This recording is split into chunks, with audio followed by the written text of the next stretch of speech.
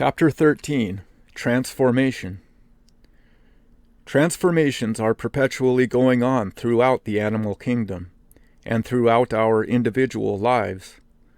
New ideals, new qualities, new feelings and envisagements of the outer world are perpetually descending from within, both in man and in animals. New centers and plexuses are forming among the nerves. New gods are presiding in the region of our dreams. Every one of these things means a new center of life and activity, and a transformation, slow or swift, in the type of the individual or the race. The transformations induced even by momentary excitement of particular feelings or centers are most extraordinary.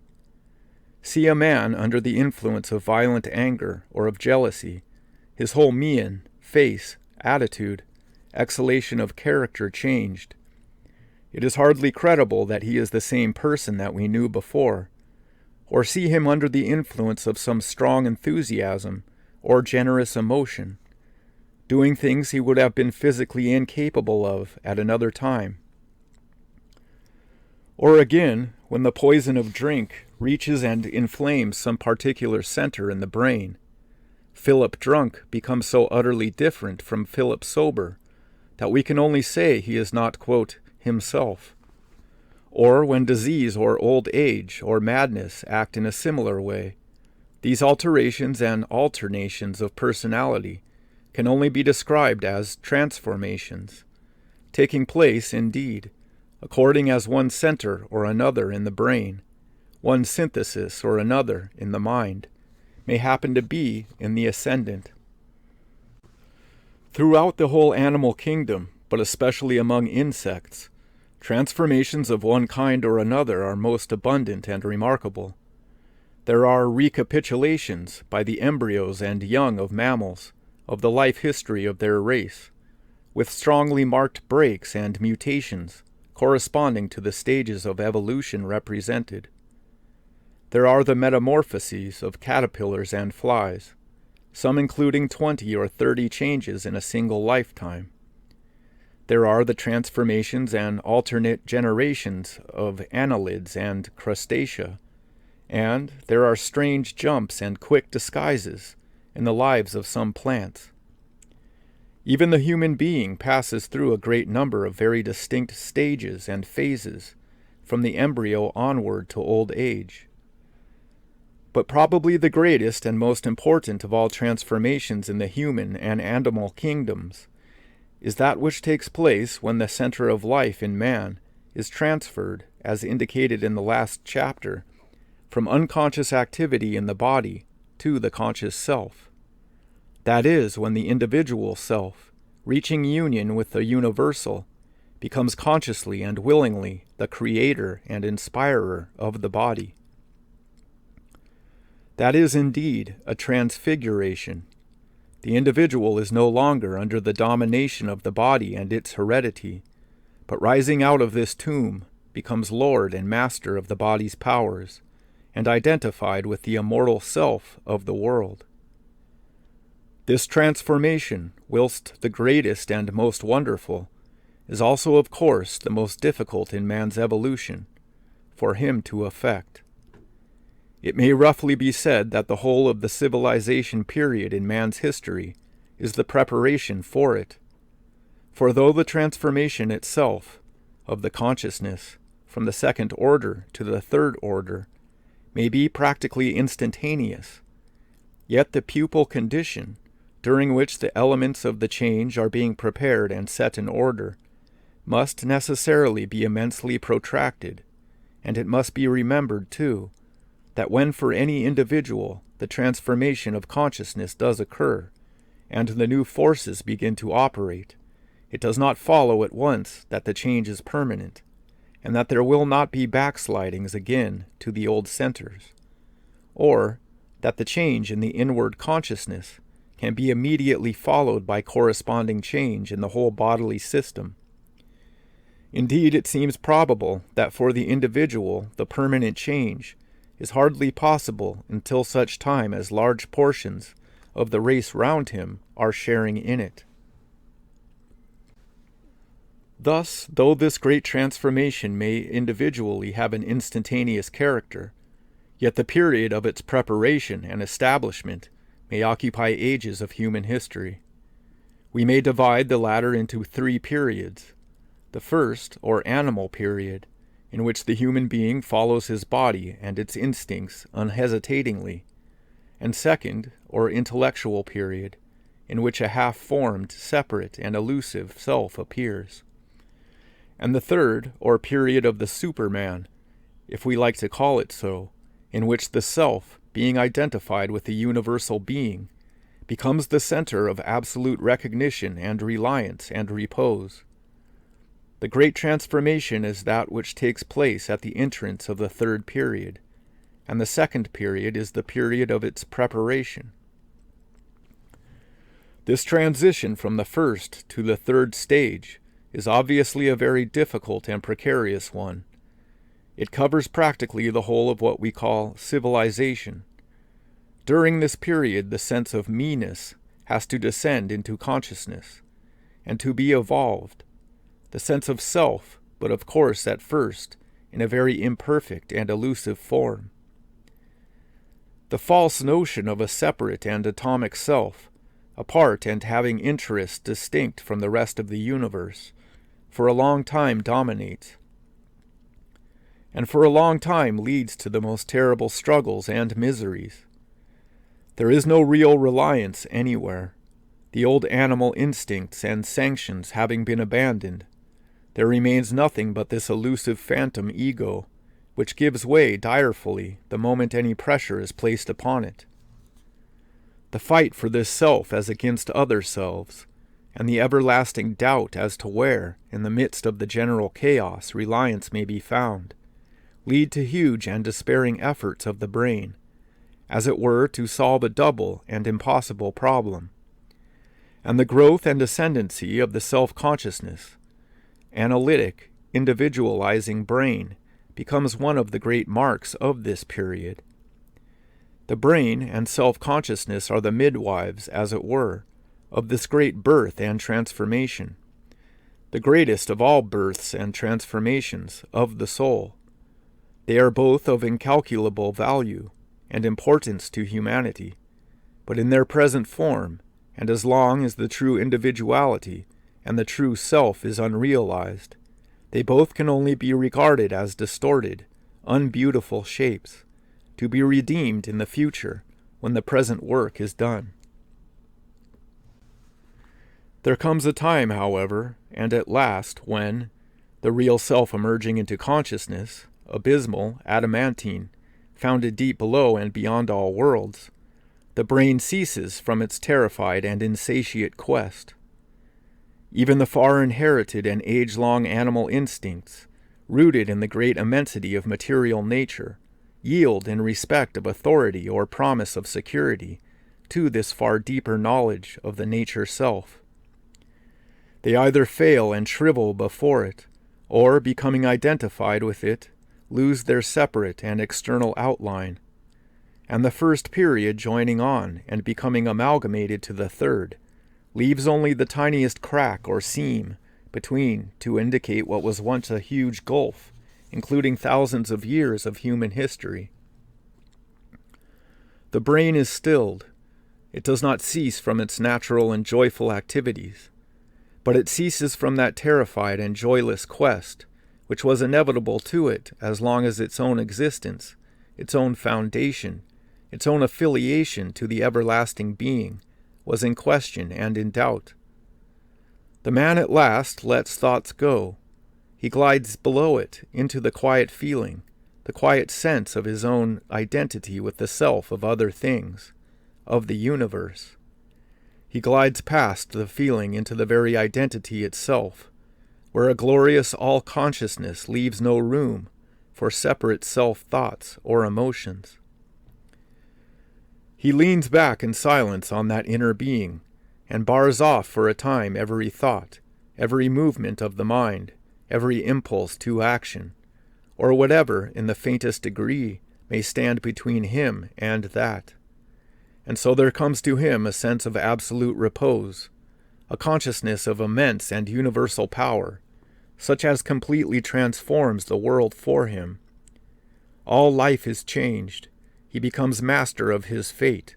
He perceives that all things are hurrying to perform his will, and whatever in that region of inner life he may condescend to desire, that already is shaping itself to utterance and expression in the outer world around him.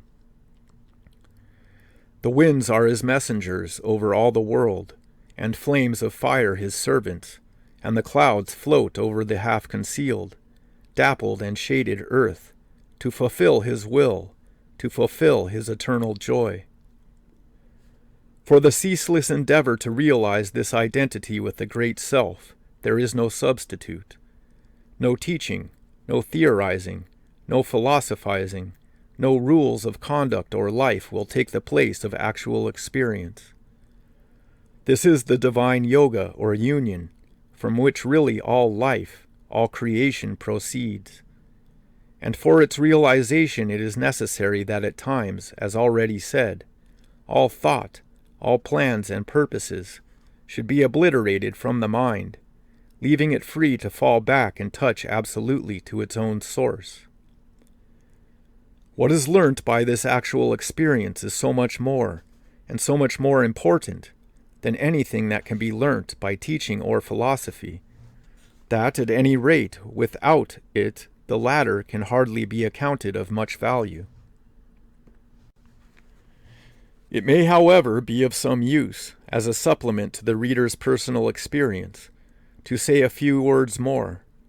This true ego, this self above and beyond the separate me, to know it one must, as I say, become identified with it, and that is ultimately the only way of knowing it. Yet it may help us to be able to see, as a matter of speculation, what its nature may and must be. The true self is universal. That is, it is the self of all beings. But that does not mean that it is not the individual. On the contrary, as far as it is the self of any one being, it must be individual. If it is remembered what was said in the chapter on affiliation, it will be seen that every local or individual self exists only by the reason of its being an outgrowth, or prolongation, or aspect of the universal self, and that conversely, the universal self has no definite expression or existence except insofar as it is individual and local in some degree or other. The true and ultimate self, therefore, in each of us is universal and common to all beings, and yet it is also individual and specialized in a certain direction. When the more universal nature of the self descends and becomes revealed, the consciousness of the individual necessarily takes certain forms corresponding. One of these is love and sympathy. The self, hitherto deeming itself a separate atom, suddenly becomes aware of its inner unity with these other human beings, animals, plants even. It is as if a veil had been drawn aside. A deep understanding, knowledge, flows in. Love takes the place of ignorance and blindness, and to wound another is to wound oneself. It is the great deliverance from the prison life of the separate self, and comes to the latter sometimes with the force and swiftness of a revelation. Another form is faith, courage, confidence. If I have my home in these other bodies as well as my own, if my life is indeed so wide-reaching, so universal, if I feel that it is so, what is there to fear? How can I fear? All things are given into my hands. My life checked here may flow on there. Innumerable are my weapons, my resources, and rooted down, deep, below all accidents, is my real being. Or again, a strange sense of extension comes on me, and of presence in distant space and time. Mine is an endless life, unconquerable, limitless in subtlety and expanse, and strange intimations that it is so come to me even in my tiny earth cell, intimations of power inexhaustible, of knowledge mysterious and unbounded, and of far presence through all forms and ranges of being. These are some of the things, some of the new modes of consciousness that come. Love, faith, endless life and presence in space and time, endless power, knowledge, humanity. Let them be felt first. Do not think too much about them. When you have merged your being, if it be but for a moment, in its source, then inevitably, on emerging, if union has really been effected, will one or other of these feelings that I have mentioned be found occupying your mind. Do not think, or at any rate delay the process of thinking as much as you can, but retain the mind in its state of feeling. Feel, feel, feel in silence your touch upon the great inner life, in these its first creative forms. Rivet and hold fast these feelings.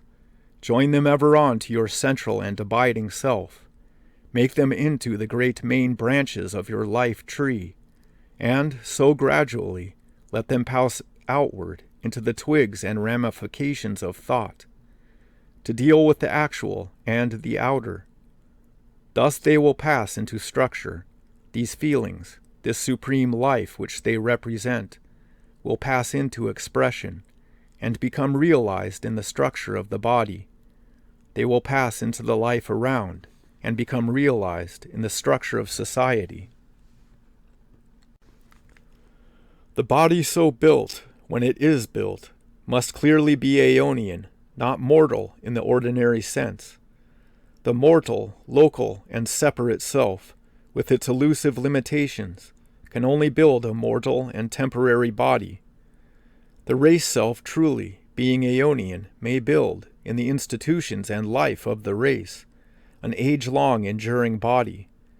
And as far as this race self enters into the consciousness of the individual, as it does at times through the great enthusiasms of the race, so far does the individual put on the race body, and share in its degree of physical immortality. But when further into the individual there descends a consciousness profounder, more basic, more enduring, even than that of the race self, then inevitably does there begin to be built, even for the individual, a body corresponding. This body, in fact, is the expression and grows out of these great creative feelings of which I have just spoken. Through love it becomes a body built into the lives of others, and positively sharing their organic life and vitality. Since faith and courage inspire it, it is well based, firm to stand the shocks of time and accident, extending its domain over the elements, incorporating in itself the sea and the wild creatures, and so unafraid of them, surrounding chance and taking it captive. Its consciousness of immense extension in time and space indicates its ethereal character. Its consciousness of power indicates its strong material composition. Its consciousness of knowledge, the penetrating subtle quality of it. And so we forebode, beside and within the very local body which we know best, and which is expressive of our more local selves, another body expressive of our more universal nature, a body built of swift, far-extending ethereal elements, subtle and penetrating, yet powerfully massive and material, closely knit in itself, not easily disturbed or dislocated, enduring for eons, yet sensitive in the highest degree, entwining its nerves and fibers through all creation, sharing the life of all creatures. Of that body, woven like Cinderella's robe of the sun and moon, who shall speak? Lo, the rippling stream, and the stars, and the naked tree branches deliver themselves up to him. They come close, they are his body, and his spirit is wrapped among them. Without thought he hears what they and all things would say. When on the striving bewildered consciousness, in the maze of the second stage, suddenly the apparition of that body dawns, no wonder there is a transformation and a transfiguration. Behold, I show you a mystery, says Paul. In the twinkling of an eye we shall be changed. And Fra Angelico, in his little cell at San Marco, saw even the same mystery, and in simple vision pictured it out of his own soul upon the wall. The transfigured Christ, luminous, serene, with arms extending over the world. This sublime consciousness of simple being, with which we began these chapters, is in the world and within all creatures, as the supreme cosmic consciousness always. It can be seen quite plainly in the look in the eyes of the animals, and in primitive healthy folk and children, deep down, unsuspected by the creature itself. And yet there, unmistakable. It is seen by lovers in each other's eyes, the one absolute and changeless, yet infinitely individuate and intelligent, the supreme life and being, of which all actual existence and creation is the descent and partial utterance in the realms of emotion and thought.